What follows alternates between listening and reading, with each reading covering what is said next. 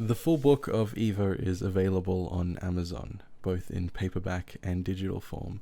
Links are down in the description if you'd like to check it out. Thank you very much for watching.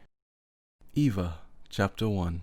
Evelyn found herself in the rundown section of the otherwise boring city that she called her home. The dreariness from the dark clouds that hung in the sky setting the perfect scene for a mid-afternoon walk. Dilapidated buildings served as concrete monoliths that reached towards the sky. They were cracked and worn down from years of disrepair, standing and watching as the people that filled the streets below them walked by with hurried secrecy. Evelyn saw the sea of half-obscured people, their faces covered by scarves or jackets to protect themselves from the cold bite of winter's breath. Evelyn was no different. Her tattered pink jacket was pulled up as high as it could go, but even still her hot breath steamed before dissipating against the fabric that covered her face. Her soft brown eyes watched the pavement beneath her pass by, fixating on small cracks that spread like webs throughout the concrete before focusing on the loose shoelace that trailed lazily behind one of her light, pastel blue sneakers. She continued to watch as the shoelaces dragged along the pavement, her long black hair falling around her face as she tucked her hands into the pockets of her jeans. She walked like this for a while, aimlessly staring directly at the ground with only the vision on her peripheral to serve as a guide through the streets. Evelyn had no destination in mind. She was merely walking as a way to pass the time. She didn't really have anywhere to go, and moreover no one to really go to. She had been alone for years, so walking aimlessly through the streets was one of the most fulfilling things she could spend her time doing. The city was uncaring. It looked down on her with the same cold, passive dismissal that was mirrored in the eyes of every person that passed her. She stopped at the edge of the street, both feet firmly planted on the small declination of concrete that merged onto the asphalt, as she brought her head up to look over at the group of pedestrians that gathered on the other side of the road. The lights ahead were red, and she could see someone standing at the edge of the street opposite her. Their feet were firmly planted on the concrete declination that merged into the asphalt in much the same way as the one that she was standing on did. Evelyn leant in, her body fighting the force of gravity as the muscles in her legs contracted to keep her balanced. Her eyes squinted at the other person, but before she could focus, she felt an abrupt force on her shoulder. She was yanked back onto the sidewalk by someone moments before a very loud, very dangerous-looking truck flew by the exact spot where her soft, malleable head was. Evelyn staggered back and regained her balance as the hand left her shoulder. She turned towards the person and tucked a few strands of loose hair behind her ear. "Thank you," she began to speak, but was abruptly cut off by the grouchy-looking man. "Watch the fucking road, kid." He snapped at her as the rapid ticking sound of the crosswalk button signaled for everyone to start walking. His words became distant as he joined the people that began making their way across the road, and once she composed herself, Evelyn continued on her way. Night fell on the city and Evelyn sat quietly on a bench overlooking the harbor. Across the water there was a strip, a collection of restaurants, shops, and clubs that hosted a myriad of happy patrons. This was Evelyn's favorite spot in the city, a lonely bench overlooking the hustle and bustle of society, and, as sad as it may sound, she spent most nights just watching the people having fun and getting drunk. She liked hearing the noises of celebration. Sometimes she could hear people singing happy birthday, and every time she could, it made her smile. She tucked her cold arms against her stomach and pulled her knees up to her chest before resting her chin atop them as she contentedly watched the commotion across the water. However, as she was growing comfortable, her stomach growled. It had been a while since she last ate, and even then she didn't have a meal fit for a queen or anything. That is, of course, unless the queen had a thing for abandoned chicken nuggets that had sat on the table of a restaurant which Evelyn frequented like some kind of stray cat. After a few hours of the salty cold wind nipping at her face, Evelyn decided that it was best to try and get some food, the thin soles of her shoes unfortunately allowing her to experience the cold pavement of the sidewalk in all its freezing glory. She made her way over to the strip, the small amount of moonlight that guided her path fading into the warm glow of streetlights that littered the boardwalk. The smell of food and the clinking sounds of cutlery served only to anger her stomach further as she overheard passing conversation from the people around her. Everyone sounded so happy. They all had smiles on their faces, and some people were stumbling around like they were drunk, laughing between themselves. She could see a couple on a bench up ahead. The guy looked unimpressed as his girlfriend took what looked like a billion photos of them together. Evelyn smiled behind the collar of her jacket and kept walking, but as she did so, she could feel the overwhelming sensation of loneliness slowly wrapping itself around her. Her gaze dropped back to the ground and she kept walking for another 10 minutes, trying her best to isolate the depressive thoughts that plagued her mind before she finally made her way to the back of her favorite local restaurant. One of the chefs, Alejandro, was an eccentric and talented young man with a lot of compassion. She had met him 2 years ago when he caught her stealing scraps from the bins behind the restaurant, and instead of getting mad, he offered to make her some actual food. He always treated her with kindness and respect, and since then, every Saturday night at 10 o'clock, he'd leave a sealed bag of food behind the left dumpster just for her. Every week, he would make it something different, much to her disdain. He called it expanding her palate, but she just called it cruelty. One time he had the audacity to leave her a platter of fresh oysters, and Evelyn had to sneak into the kitchen just to get him to show her how to eat them. It was embarrassing to ask, and the moment she did, he started laughing at her. She was so annoyed and flustered that she stormed out, only to be chased down by him. As an apology, he ended up making her as many grilled cheese sandwiches as she wanted once the restaurant had closed, but even so, tonight it seemed that Alejandro was late. It was a full hour and a half before he made his way into the alley, and during his absence, Evelyn had made herself as comfortable as she could. She tucked herself against the corner of the large dumpster to shield her body from the cold winter winds that rushed down the alley. Her face was tucked under the collar of her jacket, and her hands were nestled into the pockets. She was shivering profusely, and in an effort to keep herself warm, she pulled her knees to her chest as she cursed the weather. Unfortunately, the weather wasn't even the worst part. The worst part was the utter boredom. Being homeless meant that Evelyn had a lot of free time, and for her, that meant spending most of it lost in thought. She fantasized about how life could be different, not in a naive, childish way like wishing she still had a family or a home. No, instead she loved to think about fantasy. She thought about the stories her mother used to tell her when she was little, stories of elven knights and draconic warriors. She spent a lot of time fantasizing about a world where she was uninhibited by being homeless, a world where she could travel in search of power or gold or even just notoriety, a world where people knew her name. As Alejandro gently nudged her with his foot, she was snapped from her fantasy. She'd been thinking about a raven-haired elven woman single-handedly defending a village from an army. She thought about the way her hair danced in the midnight air, the way her body blurred to the naked eye as she darted from enemy to enemy, the way the light of the burning buildings bounced off her elegant form. But alas, she was brought back to reality, and as she looked up at Alejandro, he held up a small bag. His face was alight with a warm smile, and she shuffled up to her feet. "Thanks," she spoke meekly. Her voice was quiet and withdrawn. "Hey, don't mention it," he smiled. "You want to come inside for a bit? No one's around to care, and it's a hell of a lot warmer than out here." Sure." She nodded and took the bag from him as they both made their way inside. "So how's it been, kiddo?" he asked, and she watched as he maneuvered his way around the kitchen. She looked around for a place to sit, but just ended up dropping to the floor and leaning back against the wall. She retrieved her dinner, a tightly packed Italian sub with every kind of vegetable imaginable. You know, cold. "Yeah, I can imagine." He laughed. "You staying warm out there?" "Trying to." She trailed off, focusing on slowly dissecting her meal to rid it of the deplorable tomatoes that dared infest it.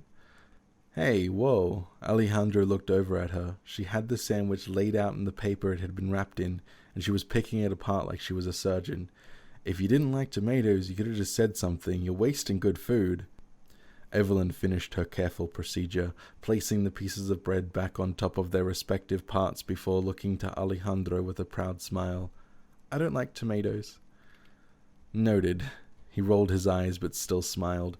He began making his way around the kitchen, and as Evelyn's eyes followed him, she was slowly beginning to nibble away at her tomato-free food, whilst quietly admiring the way that he expertly completed even the most mundane of tasks.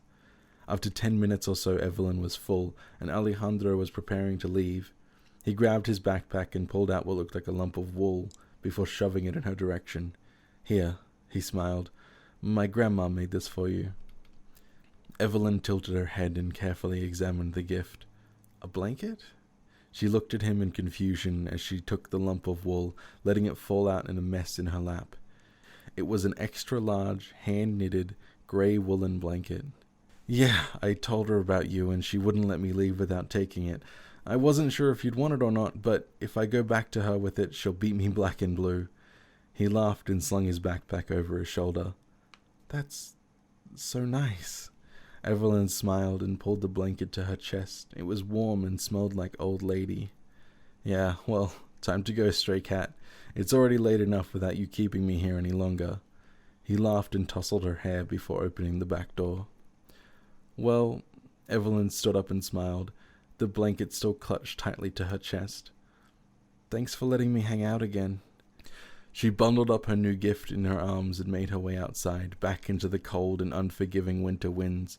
He wasn't far behind. She could hear him fidgeting with his keys in order to lock the door, but she was already on her way. She could also hear him saying something about offering to let her stay at his house, but she knew she had already overstayed her welcome. She never faulted him for calling her a stray cat. She always came around when there was food and left without a sound. She figured he'd get annoyed of it eventually, but so far he's only been welcoming towards her. It had been a good night. She had a full belly, some leftovers for tomorrow. She got to stay in a warm restaurant for a few hours. She finally had something warmer than her jacket to hide under every night. It was sad to say, but she was happy. She went to sleep, tucked against the wall of an abandoned warehouse under her new blanket, with a smile on her face. The morning was cold, and Evelyn woke to a wet layer of dew that covered the ground. The concrete beneath her was cold and damp, and her new blanket seemed to have accumulated moisture on the surface. It didn't bother her too much, as she sat up and rested back against the cold metal wall of the warehouse that was her makeshift home, her knees tight against her chest and her eyes adjusting to the light of the sun that leaked in through the broken windows. The air around her was cold and unforgiving, but she couldn't help but smile as she pulled up the woolen cover to her face. For the first time in a long time, she felt optimistic, and as her eyes scanned the large room, which was aglow with the early morning light, she felt motivated. Firstly, she ate breakfast, the sandwich from last night proving to be a filling meal, as she could barely even finish it all. Secondly, she got to work cleaning up the warehouse. She often frequented this place, and she knew that it was relatively unvisited. People didn't care much for this part of the city, and it was clear that whatever company once owned the land was no longer interested in it. Evelyn felt that there wasn't any harm to making it into her new little home, so once breakfast was done, she cleaned out the office. It was a small room at the back of the building that was cluttered with junk, and even though Evelyn wasn't the strongest girl in the world, she was resourceful enough to get the job done in a timely manner. Unfortunately, the efforts of a single small girl weren't enough to magically transform the dilapidated warehouse into a cozy home.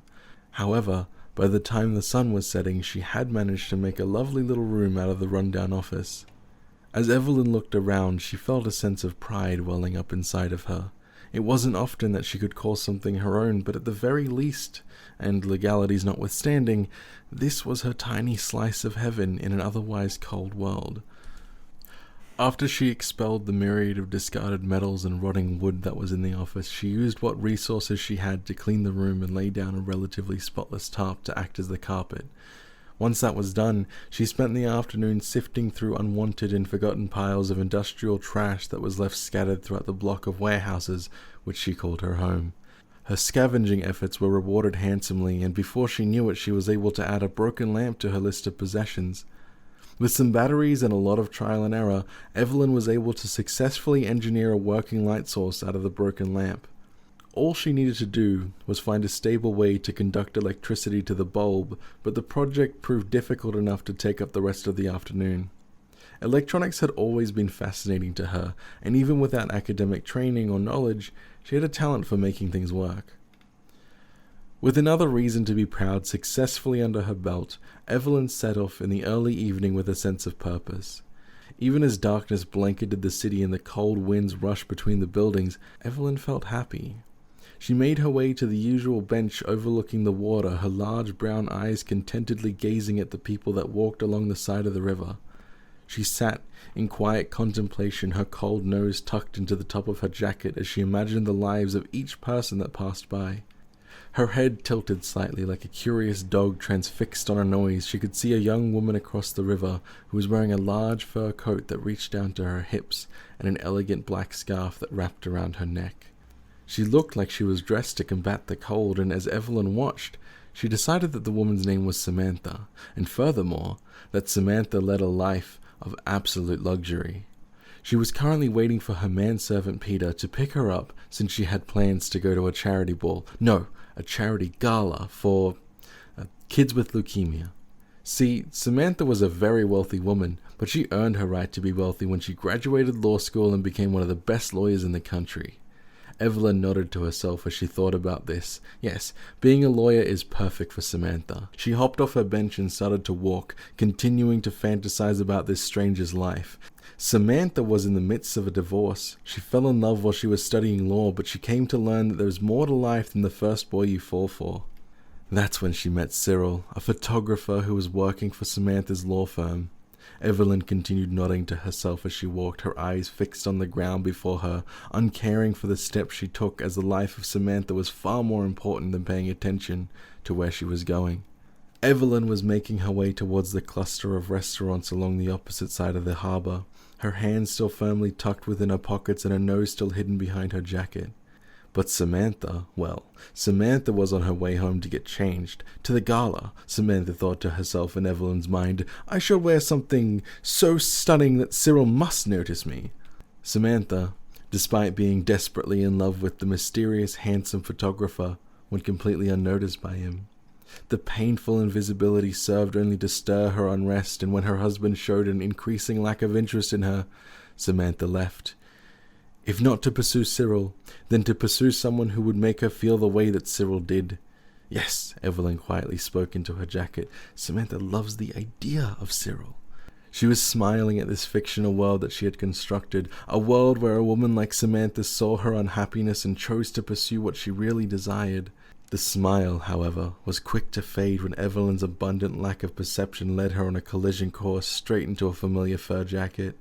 She bumped haphazardly into a stunningly beautiful woman who was adorned in a black scarf, the force of their collision causing Evelyn to stumble back a few feet. Sorry. Evelyn's cheeks were red as she stepped around the lady. Ugh. The woman pulled her purse close to her side and stepped away from Evelyn. Watch where you're going. Her voice was nasally and high-pitched. You almost ruined my coat. And with those words, Samantha was gone. In Evelyn's absent-minded creation of this individual, and in the time she spent to ponder Samantha's personality and wit, her upbringing as the determined middle child of 3, she forgot that Samantha was based on this woman.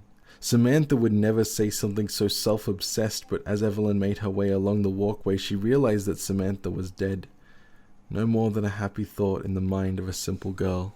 Evelyn had never been to the restaurant on a Sunday. She wasn't even sure if Alejandro would be working tonight, but considering it had been such a good day, she decided to give it a chance.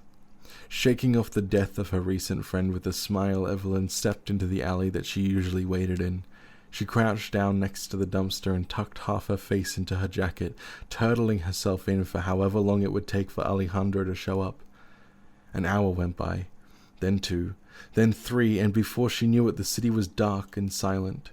She rose from her dormant position beside the shelter of the dumpster and made her way onto the small street that was littered with shop fronts. If only slightly disheartened by not being able to see Alejandro, she started to look vacantly around the stores. As she passed the restaurant, she paused to look at her dimly lit reflection in the glass, staring into the empty building with a sense of melancholy. However, as she stood, staring into her own reflection, a notice caught her eye. Hung from the ceiling and sitting at eye level inside the restaurant was a small board that listed the operating hours of the restaurant. It was closed on Sundays. Overwhelmed by embarrassment, Evelyn no longer needed to worry about the bitter cold that caressed her cheeks as they filled with blood and heated up to a point where she turned into the world's most human-looking tomato.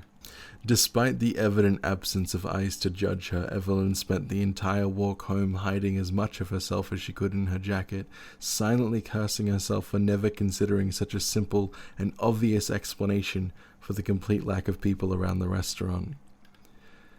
The warm glow of her new light was accompanied by the warmth of her new blanket as she dove beneath it, hiding herself from the world and its sensible notions of operating hours.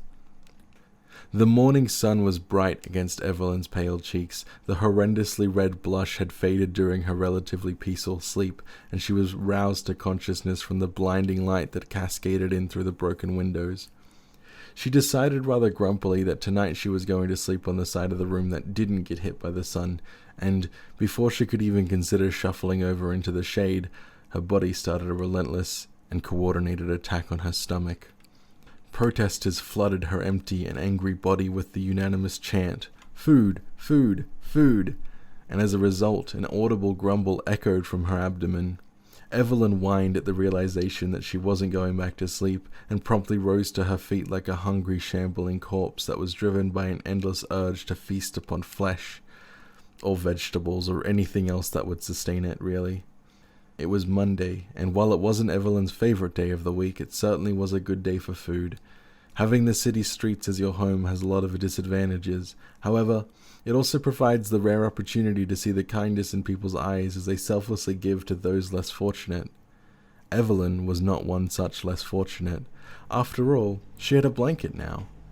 Evelyn never saw herself as less fortunate, so taking food out of the mouths of those who truly needed it would make her feel terrible. She stayed away from soup kitchens and rarely received donations or pity gifts as she liked to call them. Instead, she had a job. Well, sort of. Every Monday, Tuesday, and Thursday morning, Evelyn would spend the day helping out the stalls at the farmer's market, and in exchange, the kind people would pay her in produce. This meant that Evelyn usually had enough food to last her the entire week, if she portioned her food correctly. The fresh fruits and vegetables helped to keep her healthy, and Alejandro's home-cooked or restaurant-cooked meals were a perfect treat to end her week with. With all things considered, being able to work for a few days and have enough food to last the week really does mean that Evelyn is quite fortunate, or at least she likes to think that she is. Her stomach was still growling as she arrived at the markets. Everyone there knew her by her name, and they all took the time to greet her as she made her way to the showrunner. Allison was verifying a crate of cabbages for one of the stalls as Evelyn approached. Her long brown hair usually hung loosely around her back, but today it was tied into a neat bun. Her denim overalls covered a black top that Evelyn swore bore the logo of a popular death metal band, but before she could get a good enough look, Allison was already addressing her. As she spoke, she was ticking off something on the clipboard that she held, her vibrant blue eyes refusing to move from the paper that she was so intently reading over. "Oh, Evie, good morning. Aprons are over there. Grace needs your help the most today. She trailed off, focusing for a moment before ticking a few more times on the paper. A new batch of pomegranates. Go give her a hand, would you, dear?" "Thanks, love."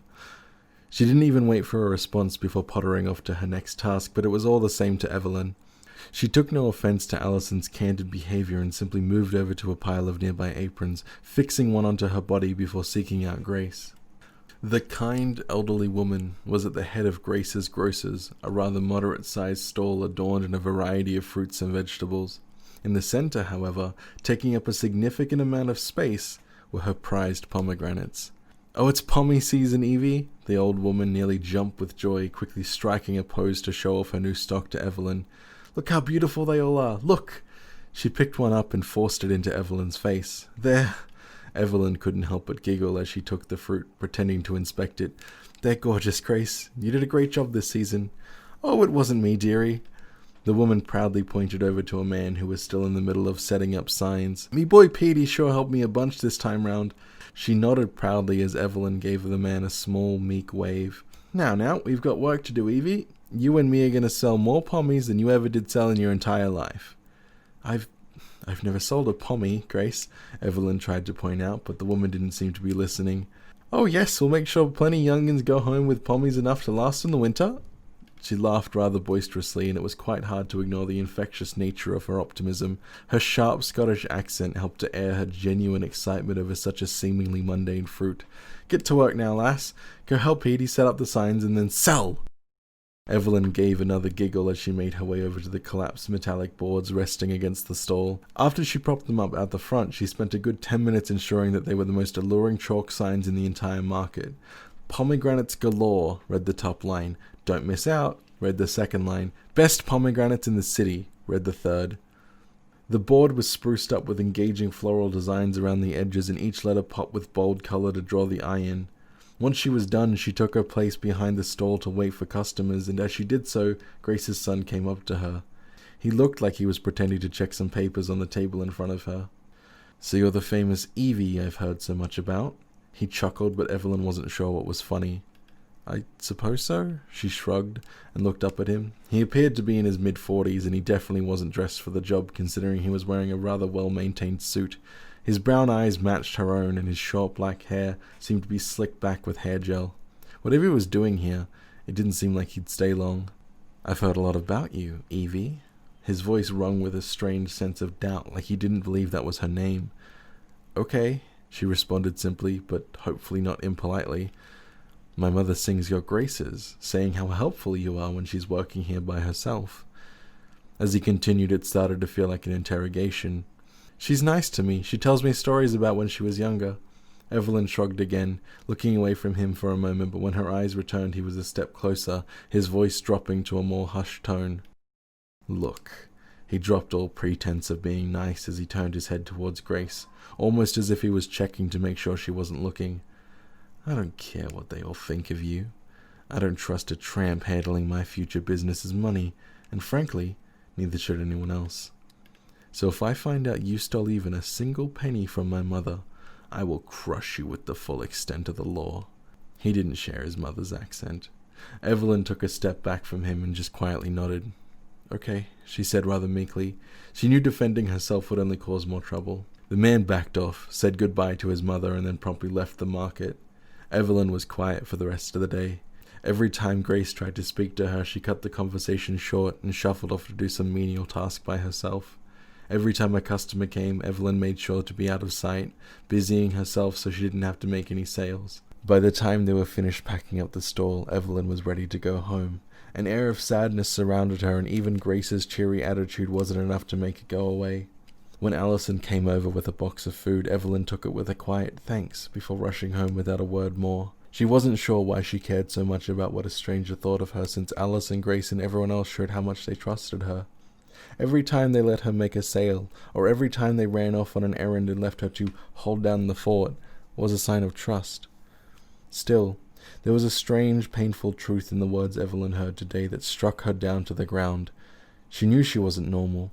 Normal people don't sleep in abandoned warehouses or beg for scraps from nice restaurant chefs. But being reminded of how the people outside of this very specific bubble saw her was hurtful. Sleep that night came restlessly, and even the comfort of her new blanket wasn't enough to protect her from the cold, biting winds that swept through the cracks in the walls. Her jacket, bundled up as a pillow beneath her head, was soaked wet with her tears. It wasn't like her to cry like this. It wasn't normal for her to respond to the world in such a simple way. When she got hurt, she'd smile. When she was put down, she'd rise above and prove her worth. But tonight, if only for tonight, she didn't stop herself from feeling weak. Her sobs were quiet, withdrawn, barely echoing past the door to the office that she slept in. Eventually her tears stopped, and she found some semblance of rest, hiding beneath the warmth of her blanket. Evelyn's sleep was uncomfortable and short, constantly waking up and falling back asleep, never truly finding comfort or peace. Even so, she woke with purpose and decided to think about the situation over breakfast. The menu was simple but filling. An apple, an orange, and a handful of grapes would sustain her for the day. As she sat, she thought about Peter, about his misguided perception of her and his threatening tone. She understood his concerns but condemned his behavior, and ultimately she came to the conclusion that the best way to approach the situation was to prove him wrong. As she finished her grapes, a wave of determination overcame her, and before long she was setting off towards the markets. Evelyn arrived with a bounce in her step and a smile on her face, waving to everyone as she passed their stalls before finding Allison towards the back of the markets. The woman seemed to be discussing something with Grace, but the two of them quickly shut down their conversation upon Evelyn's approach. "Good morning, Evie," Allison smiled. "Good morning," Evelyn returned the smile, swaying in place slightly. Good morning, Evie." Grace quickly dug through her purse and offered up a hard candy in true kind old lady fashion. "Oh, thank you." Evelyn took the candy and placed it in her pocket of her jacket, tapping the outside of it. "This will be the perfect treat to end the day." "Well, you do your best to be enjoying that, young lady," Grace laughed. I was getting concerned, I was, after you bolted out of here yesterday. Ah, yes, Allison nodded in agreement. Is everything okay, Evie? Evelyn went quiet, the smile and jubilant attitude wavering with her response. Yes, everything is okay. She forced a smile at the both of them. Good to hear it. Allison was looking Evelyn over in suspicion. Good, Grace interjected, because for a minute we was concerned you got scared off by Petey. Grace laughed in a rather boisterous manner. What do you mean? Evelyn's whole face dropped to a rather concerned expression. Oh, don't be daft, lass. You think I didn't hear him running his mouth off on you like some kind of savage fool? She scoffed. That boy ain't got no manners, just like his father. She shook her head before looking back at Evelyn. Don't worry, lass. I gave him a right kick up the arse for being a prick and told him not to be coming around here again if he'd be arbouring that kind of attitude against me poor Evie. Yes, well, Allison began to speak but quickly cut herself off. Every ounce of worry and fear had been washed off Evelyn's face and replaced with an overwhelming sense of gratitude that was threatening to burst out of her. Her eyes were watering, her cheeks were flushed, and her lip was quivering. Oh, come now, Evie, did you think we'd leave you out to dry? Evelyn was struggling to form words, so she just gave a very simple nod before shaking her head, and before she could even attempt to speak again, she broke down into tears in front of them. Grace was quick to comfort her, wrapping her arms around the small girl and pulling her into a tight embrace. Allison, meanwhile, placed her hand on Evelyn's back, gently rubbing it. This was the most comfort Evelyn had received in years, and she reacted more awkwardly than she could imagine. Her arms were frozen at her sides as she sobbed into Grace's shoulder, wanting to hug them and thank them profusely for their kindness, but only being able to stand and sob. Allison left to get Evelyn some water, and by the time she returned, the tears had slowed to a crawl. Evelyn was catching her breath and gladly accepted the drink as Grace gently rubbed her back. They all simply stood in silence until Evelyn was ready to speak. She looked up at them and saw the kind smiles on both their faces. I didn't know what to do. Evelyn sniffled. Her voice was hoarse and her gaze fixated on the glass in her hands. I was going to come in here and prove him wrong, show him that I can be trusted. Oh, lass. Grace spoke up and gave Evelyn another small hug. Fuck him, he's a prick. He ain't got nothing to prove to no one. Evelyn laughed and shook her head. I think he was just trying to protect your business. Besides, I can understand why someone wouldn't trust me. We all trust you, Allison shrugged. You're probably the hardest worker here, and you're too nice for your own good. Fuck what some prick in a suit thinks. She looked over at Grace. No offense, of course. Oh, none taken, lass. Tain't no denying the lad's a bit of an asshole. Ain't no excusing treating young Evie that way. Indeed, Allison leant down and reached out to tilt Evelyn's chin up to look at her. You're one of us, missy. We've got your back. She smiled another kind smile before straightening up. But we've got work to do, and Grace has more pomegranates. Pommies! Grace interjected excitedly, bouncing and spotting a small jig. Yes, Allison continued, pommies to sell, and you're going to help her do it. Okay. Evelyn looked up at Allison and smiled. You can count on me. Always can, kid. Now get to it. Allison ruffled Evelyn's hair before turning and walking away. Evelyn felt relieved, to say the least. She certainly wasn't expecting such a positive turn of events, and she happily dove headfirst into working with Grace. She greeted every customer with a smile and served them to the best of her ability, and when lunchtime came around, Grace happily filled the time with stories of her childhood, specifically how she and her brother snuck into her father's distillery and got drunk when they were only 15, and how her father was so absolutely livid that he threatened to throw them out onto the streets, but instead ended up offering them jobs. The stories were always entertaining and insightful. Grace did a fantastic job of adding personality and explaining the history of every person involved in the tales, and it was a great way for Evelyn to spend her day. She hadn't smiled or laughed so much in a long time, and it was refreshing to say the least, to feel so comfortable around so many people. The day went by quickly, and by the evening, Allison had arrived at Grace's stall with another small box of fruits and vegetables. Well, here we go. The box made a soft thud as it rested down on the nearby table. Hey, Allison, Evelyn smiled as she picked up a rather large sack of potatoes and started moving it towards Grace's truck. Did you know Grace worked in a distillery when she was younger? Oh, did she now? Allison smiled, moving to help the girl. Yeah, she was younger than me. I've never even had alcohol. Evelyn laughed. Well, it's not all that it's cracked up to be. Don't go getting any ideas. The two of them placed the potatoes in the truck before Allison gave Evelyn a rather friendly slap on the back. You can go now, Evie. We can pack up the rest. Oh, okay. Evelyn smiled as she went over to inspect her new box of food. What are your plans for the night, Allison? Well, Allison grabbed another 2 sacks and started carrying them towards the truck. Pris is with her father, so there's not much on the agenda. Probably just going to catch up on Ever Beyond. Ever Beyond? Evelyn tilted her head. She had no earthly idea what that was. Yeah, you know. Allison cut herself off to heave the sacks onto the back of the truck before dusting her hands off. That soapy show about the girl who finds her husband cheating on her with her own sister? Oh, Evelyn laughed softly and shook her head. No, I don't really watch many shows. What? Allison picked up yet another 2 sacks. Oh, I guess the shelter doesn't really have a TV. Evelyn looked away before picking up her box. I should get going, Allison. Thanks for everything. She flashed a quick smile before scurrying off with her bounty, disappearing behind some stalls and making her way towards the city. The temperature was dropping quickly as the sun disappeared behind the horizon, and as Evelyn carried a box of produce, she could feel her fingers growing numb from the cold winds that lashed against her exposed skin.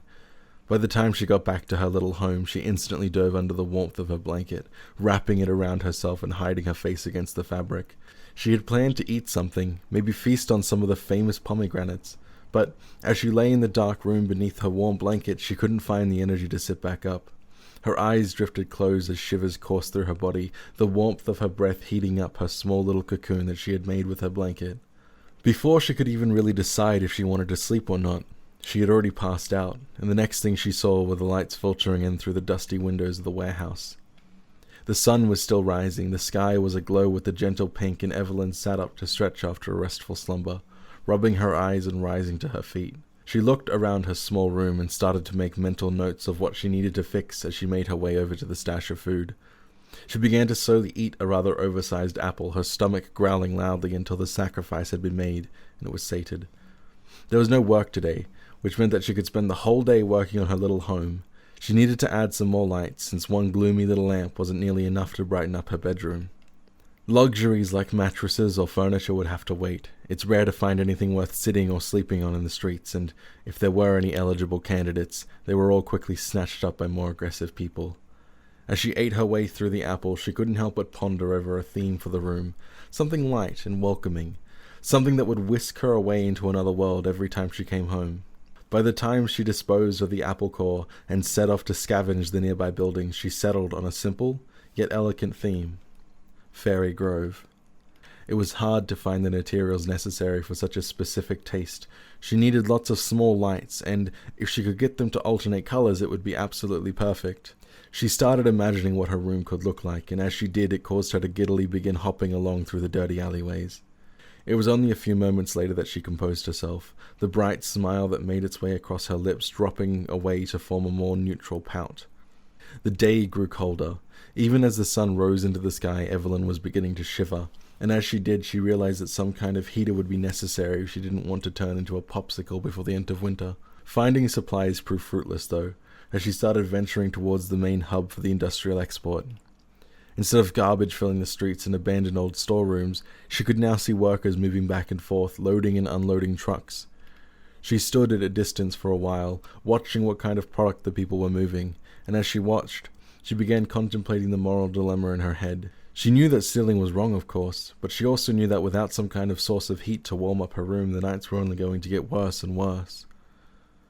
She sighed, kicking the dirt beneath her feet before turning away and shuffling back towards the more unkempt buildings. She had spent a few hours meticulously going through the abandoned buildings, and besides a strip of half-broken fairy lights, she didn't find much of anything. She didn't have many tools to work with at home, but by the evening she had managed to salvage some working parts from the strip of lights. Half the bulbs had been burnt out, but as she hung the broken strip up on the wall, she couldn't help but smile. It wasn't much, but it was a start to making her room into a little fairy grove. Thursday was another work day, and Evelyn arrived at the gates to the market with a smile on her face. She was excited to see everyone again.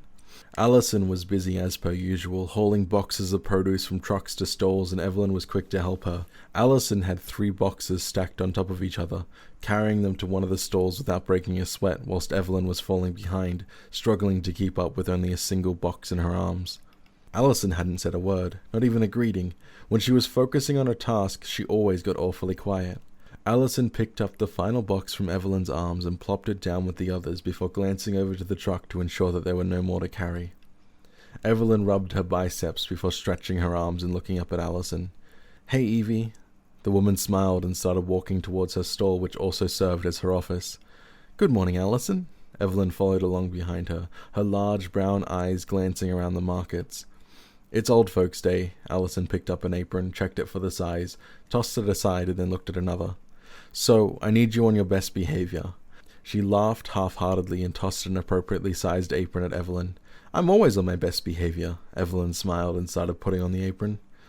"Well, let's keep it that way." Allison picked up a clipboard from the nearby table and started looking over its contents. "You're with Alfie today." "Okay." Evelyn nodded. She looked away momentarily. Small talk wasn't something that came naturally to her. "So, how was Ever Beyond?" Allison paused what she was doing to look at the girl with a small hint of recognition. It seemed as though she appreciated the gesture as her already prevalent smile grew wider. "It was good. Hang about after work and I'll tell you about it, yeah?" Evelyn nodded in response. Her cheeks were slightly flushed, so she quickly shuffled away. Old Folks' Day is a fortnightly event where the local retirement homes bring their elderly residents on a day trip to the markets. Allison always put Evelyn on Alfie's stall on Old Folks' Day because, as Allison put it, all the old people loved her. She was always captivated by their stories and spent the time listening to each and every one of them as they made their purchases. Evelyn arrived at Alfie's stall as the elderly man was tenderly rearranging his assortment of mangoes.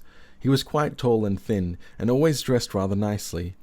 His button-up blue shirt was tucked neatly into his black pants, which were held up by some matching suspenders. A rather cute bow tie sat around his neck, completing the whole outfit. "Good morning," Evelyn spoke out somewhat quietly. "Eh?" Alfie turned and looked at the girl before smiling. "Ah, Evelyn, good morning indeed." "How are you today, Alfie?" Evelyn moved behind the stall as she spoke. Good, little miss, good. Babysitting me today, are you?"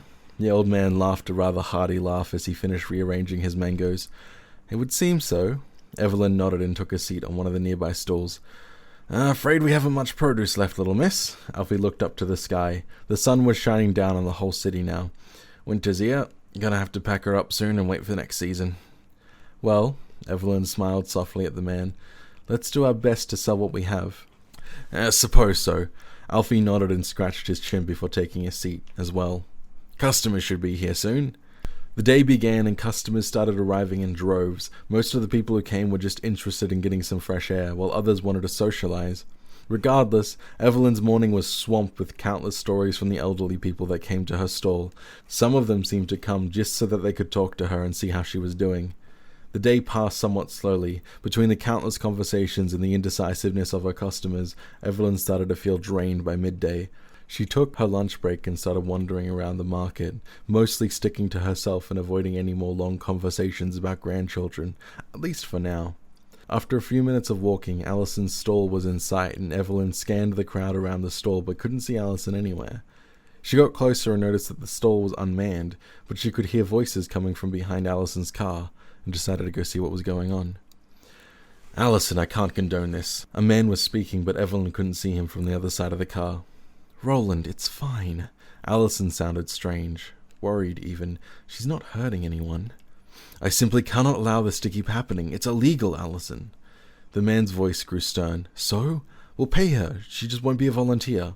Allison was starting to sound annoyed in response to the man's tone. "She's not a volunteer," the man snapped. "She stopped being a volunteer the moment you started paying her in product." It didn't take Evelyn long to realize they were talking about her.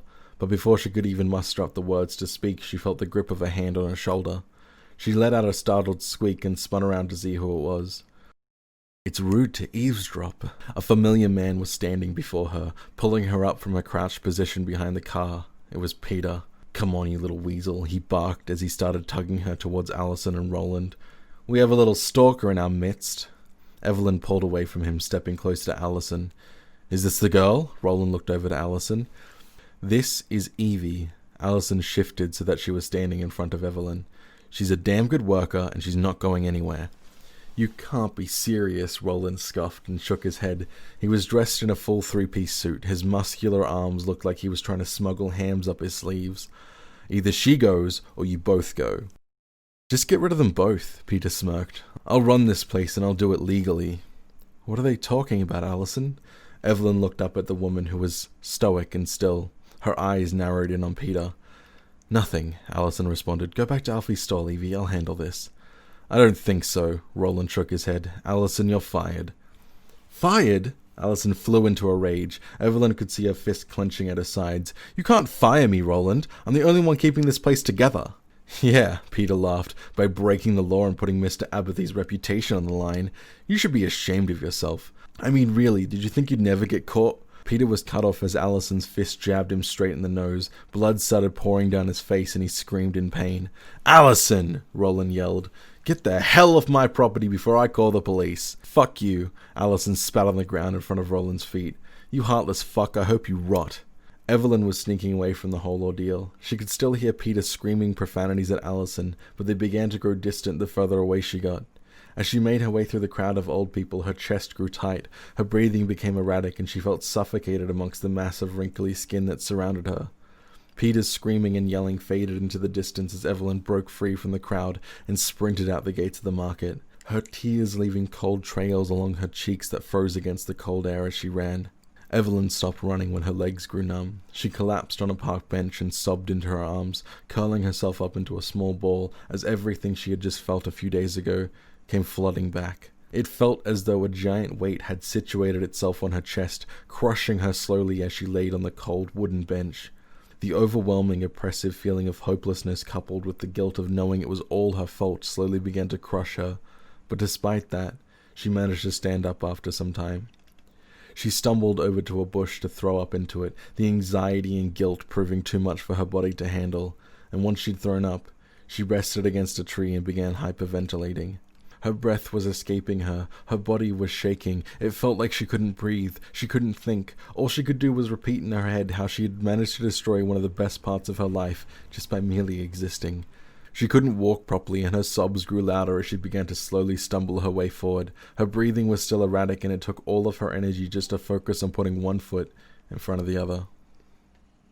Evelyn wasn't sure how much time had passed, but the next thing she knew, she was standing next to the dumpster in the alley beside the restaurant where Alejandro worked. She felt weak, nauseous, and she couldn't even recall how she managed to make it here without collapsing. She felt sick to her stomach, and all she wanted was to see the face of the only person who made her feel reassured. She was stuck in the alley for quite some time, resting against the dumpster and holding onto it for support as her breath continued to hitch and heave. Eventually she calmed down enough to begin taking deep, labored breaths, which helped compose her enough to stop shaking so violently. Her eyes fixed on the door to the kitchen, her mind racing with thoughts of inadequacy. She wasn't even sure if she deserved to see Alejandro, if she deserved to be comforted. After all, this entire situation was her fault, and there was nothing anyone could do to fix it. Although, the thought of leaving without seeing him, of returning to her cold, lonely makeshift home was more devastating to her than anything else. She felt stuck. She felt like she couldn't move. She didn't know what to do or where to go, and it was crushing her. Eventually, the feelings began to subside, and in a spontaneous moment of courage, she decided that she wanted to see Alejandro, or at least she wanted to try and see Alejandro. She meekly knocked on the restaurant door, her eyes puffy and red from the amount that she had been crying, and after a few moments, the door opened to an inquisitive-looking woman who tilted her head down at Evelyn. Evelyn's voice was shaky. Is Alejandro? She felt sick again. To stop herself from vomiting on the spot, she collapsed to her knees and started crying, her head buried deep in her hands. She couldn't hear anything over the sound of her own sobs, but a few moments after she fell to the ground, she felt a hand resting against her shoulder. "Little cat," the familiar voice of Alejandro rung over her sobbing. "What's the matter?" Evelyn rose her head to look up at him, but as she stared into his kind, concerned eyes, all she could see was the face of Allison with the same kind, concerned eyes. She threw herself forward as her sobs grew louder. "Please," she gripped his shirt as he rested his arms around her in return. "Please don't leave me too." "What are you saying?" he laughed, one of his hands moving up to rest on her head. "I'm right." "Alejandro!" The sound of a woman came booming from within the restaurant. "What are you doing?" She started storming over, and Evelyn quickly retreated back into the alleyway, wriggling out of Alejandro's grip as he rose to stand and look at the woman.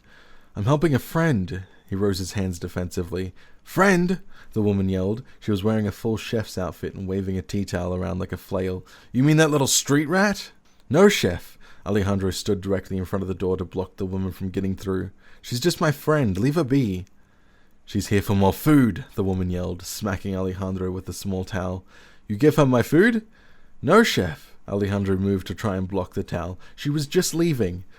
"No!" The woman stomped her foot. "You give this girl food on my dime. Now you do it in front of me, while I'm here. You get out of my store." She started shooing him out of the door. The entire restaurant had halted at this point. All eyes were staring towards Alejandro and subsequently Evelyn, and all she could do was panic. Evelyn quickly scrambled back. Her head hit the dumpster, and when it did, she clambered to her feet and started sprinting down the small path towards the street. Her sobs continued, and she could still hear Alejandro arguing with the woman as she exited the alley and came out onto the footpath. She didn't care where she went. Her legs were just moving her. She bumped into people left and right, her feet stumbling at times as she made it 2 blocks away. Her tears were back in full force. Her cheeks were now fully soaked, and the cold wind bit down on her skin like 1,000 tiny piranhas. Her chest heaved up and down heavily as she rested against a pole in the street for a moment, regaining her composure and her breath as tears blurred her vision. She felt like there was a storm within her mind, a hurricane of thoughts that clouded everything and just made her feel like crying. Her legs felt weak, her arms felt like they weighed a ton, and as she saw a flash of green light, she started crossing the street. Her eyes were blurry with tears, and as she stepped onto the road, she wiped them on her sleeve, a few hitched breaths escaping her before she paused to take a deeper, calming one. Although, as she paused to collect herself, she heard a cacophony of horns blaring in her ears. She looked around, brown eyes bloodshot from the tears. There was no one in the crossing walk with her. All the pedestrians were standing back on the footpath, and she watched them curiously as tires began to screech around her. The horns continued blaring as the bright lights of a large truck came barreling towards her. And as she stood, frozen in the center of the crossing, all she could think about was how she wished she was in a fairy grove, resting beneath the warmth of her blanket. Then everything went dark. Eva, Chapter 2. There was darkness everywhere, an unfathomable void of infinite blackness that enveloped everything. There wasn't anything to see, to hear, taste, touch, or smell. It was simply dark. It felt like a dream, and it went on forever, only darkness in all directions with nothing to do. There was no telling what was happening, where it was, or how much time had passed. The only thing to do was to wait until something happened. Eva's eyes slowly drifted open. The light above was bright, the air was cold, and the room wafted with a sterile aroma that slowly filled her nostrils. As she took a few moments to take in her surroundings, she saw someone sitting not too far from her. It seemed to be a man who was staring, wide-eyed, down at her. Oh, this is brilliant! Yes, oh my, oh yes!" The sound of his voice echoed loudly in her ears, so loudly in fact that she winced in pain. It felt like someone just dropped a microphone in her ear canal, and she let out a quiet groan in response. "You're awake!" the man continued, hovering over her bed with a flashlight. "Who?" She began to speak, but her body felt strange and heavy. "This is absolutely brilliant. Can you hear me, Eva?" The man was flashing a light in her eyes, pulling her eyelids down, opening her mouth, checking her entire head for some reason. "Yes." She shook her head to get the light away from her face. "Yes, I can hear you. Please stop poking me." "Try and sit up, Eva." The man's voice sounded excited and enthusiastic. "Eva?" She moved her arms up and pivoted her weight onto them, lifting herself up until she sat on the bed. "What?" "Wonderful!" The man cried out ecstatically, rushing over to a nearby counter to write something down. "Absolutely wonderful." He looked back at her with a vibrant smile. "Oh, Eva, it's so good to finally meet you." "What?" She took a moment to look over her body before looking back up at the strange man. "Who are you?" "Me?" The man came back over and held out his hand. "Dr. Alexander Baker." "Oh."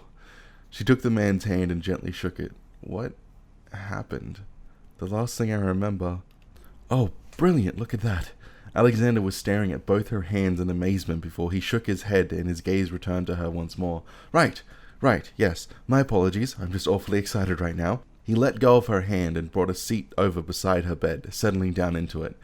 "I'm afraid there is no easy way for me to say this, Eva, but..." "Why do you keep calling me that?" "Well, it's who you are, is it not? The only form of identification that the doctors could find on you after the accident was a tag on the inside of your jacket with Eva written on it." "Eva." The girl brought her knees up to her chest and hugged them, and as she did so, Alexander's eyes went wide with excitement. Okay. Her cheek rested on her arms and she stared off into the distance, trying to recollect what happened. Well, Alexander continued, what's the last thing you remember, Eva? She continued to think. There were lights, bright ones. They were coming towards me, then there was darkness. I see. The man furrowed his brow and nodded. You were in a very serious accident, Eva. Well... Oh, have I been in a coma? She was starting to realize how little pain she was in. Nothing was aching, she couldn't see or feel any bruises. There were no marks on her body, no cuts or anything to indicate she'd ever been in an accident. Well, not quite. Alexander sighed. There is no easy way for me to tell you this, Eva, but... What is it? She started looking concerned. You died. The whole room fell silent as the girl froze in place, her eyes wide open as she stared down at the ground. You, Alexander continued, suffered multiple broken bones, a head injury, internal bleeding. By the time you were rushed into the hospital, there was nothing they could do. His voice lost all semblance of excitement or joy. He was somber and quiet. So, I'm dead? She tilted her head, trying to process the information. Well, no, not at all. They couldn't do anything, so they called me. Alexander shifted in his seat. Another doctor? She asked, confused. I'm the lead researcher of bioelectronic engineering at Altec. He seemed to be looking over her face for some kind of recognition, but after a moment, he continued. I've dedicated my career to researching and building synthetic hosts for the human consciousness. He sighed and looked away. He looked somewhat confused, like he didn't know what to say. I managed to save you by putting your consciousness into a... He gave a more exasperated sigh. I can just show you, if that would be easier. She was listening along intently, thoughts racing through her mind about what he was saying, how it could make sense, and by the time he was done, she just simply nodded. Alexander reached over, gently took her arm and pressed down on a spot in the crease of her elbow, and as she watched him do it, she saw a neat section of her forearm displace and fold in on itself. Inside, instead of blood, veins, muscle, and tissue, were a series of intricate wires and mechanisms to simulate a human skeletal structure. A small, confused squeak built up in the back of her throat, but she cut it off before it could fully escape. She shook her head. No. She could feel tears welling up in her eyes, which only brought about questions in her mind about how she could even cry, or if her emotions were even real to begin with. Hey, Alexander inched forward after closing her arm and rested his hand on her leg reassuringly. It's okay. I know this must be overwhelming, terrifying even, but you have a second chance now. He smiled at her, but her expression didn't change at all. I will, he rose to his feet, let you be alone for a while. She didn't say or do anything, and after a few moments she was alone in the sterile room. It was difficult to consider the reality of her situation. She spent far too long opening and closing the panel on her arm, hoping every time that she pressed down on the release that nothing would happen, that her body would go back to normal, that she would wake up from this dream. Tears fell down her cheeks once more as she curled her arms around her knees and hugged them to her chest. Quiet sobbing echoed throughout the room as thoughts ran in a loop through her mind. It was hard to determine how she felt. She was grateful that she wasn't dead, but she also wasn't sure if she was even alive. She sat on the bed in a rather melancholy state for at least an hour, venturing out only once she had decided that she'd had enough tears for the day. As her feet touched the cold floor, she jumped back up onto the bed with a small squeal. It was very cold, much colder than it looked. She outstretched a single toe down onto the floor, and the moment it made contact, she could feel every tiny nerve ending spring to life.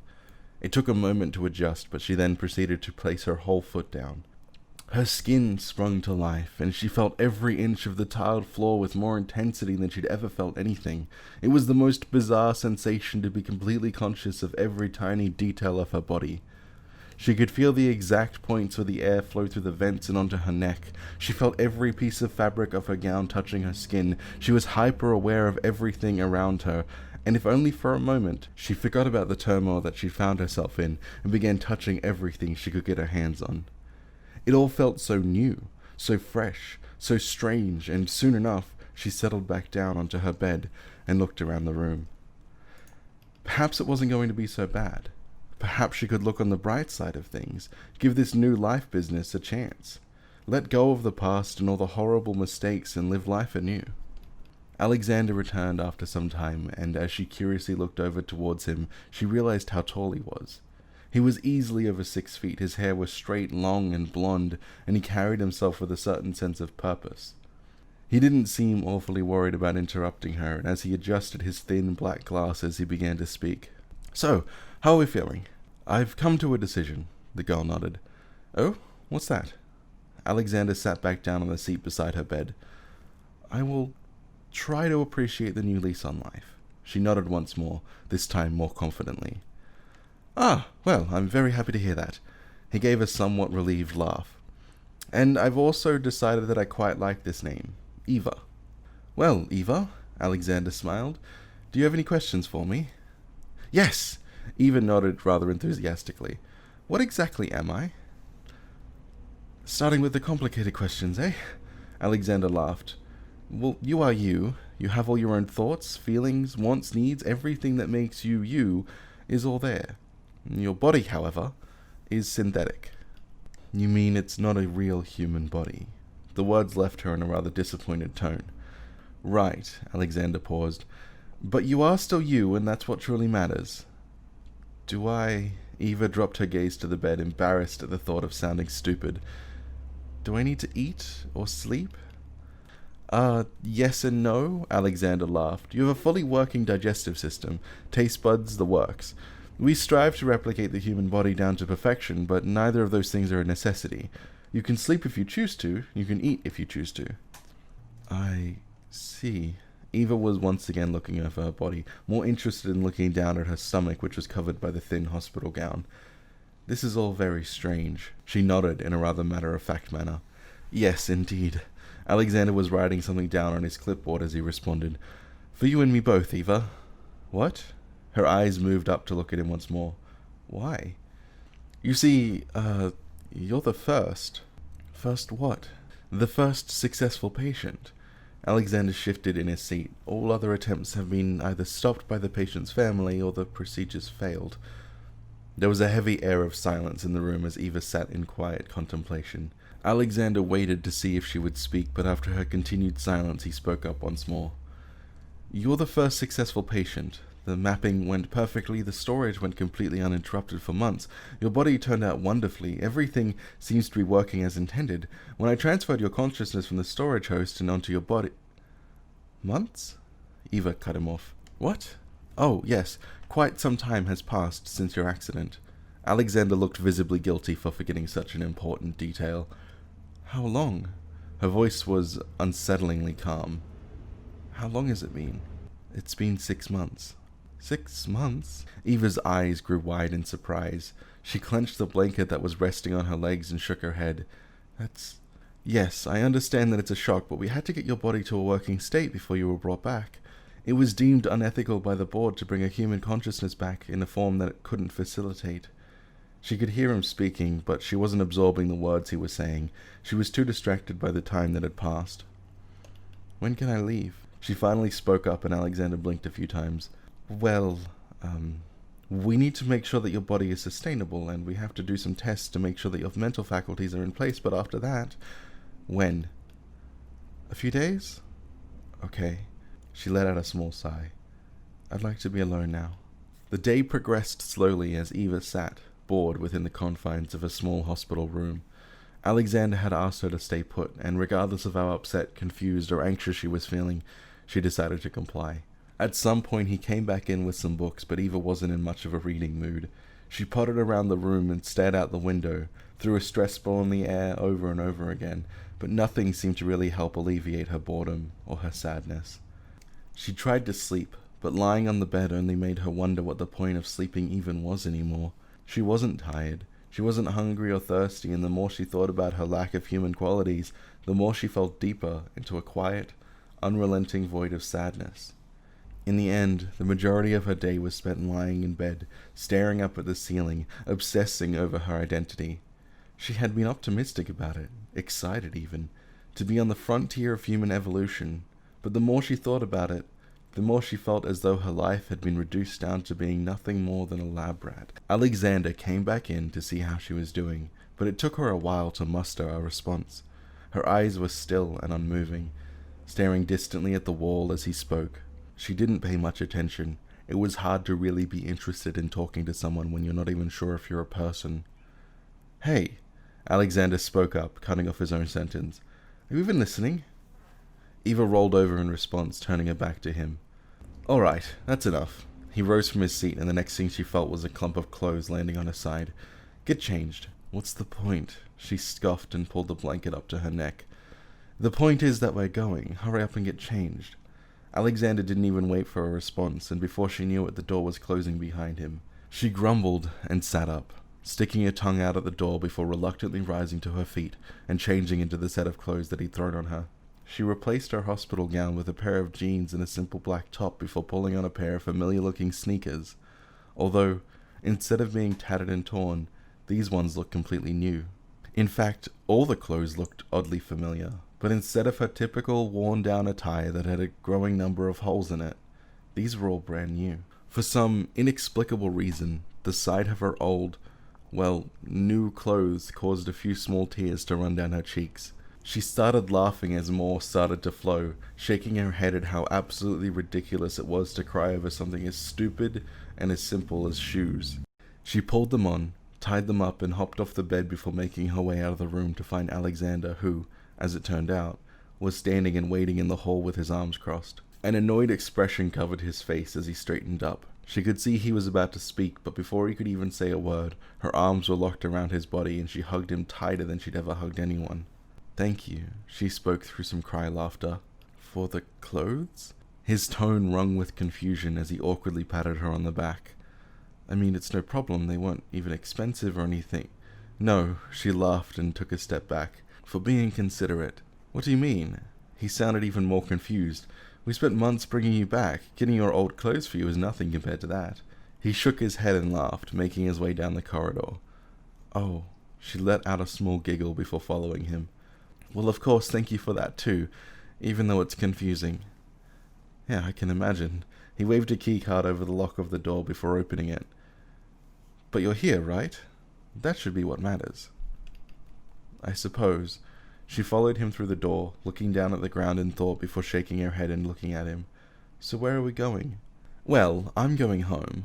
He stepped into an elevator, and once he was inside, he pressed the ground floor button. "And I saw how horribly bored you were in there by yourself, so I figured I'd bust you out of there and take you with me." "Oh," she continued to stare up at him. "That is, of course, if you want to come, considering that we couldn't find any family or even an ID on you." "I don't have a family," she said in a rather nonchalant tone. "Ah, well, I'd like to think my home is better than some sterile hospital room." "I'm sure it is." "I'm sure it is." She smiled, and as she stepped into the main lobby of the hospital, she was assaulted with a cacophony of sights, smells, and noises that flooded her senses.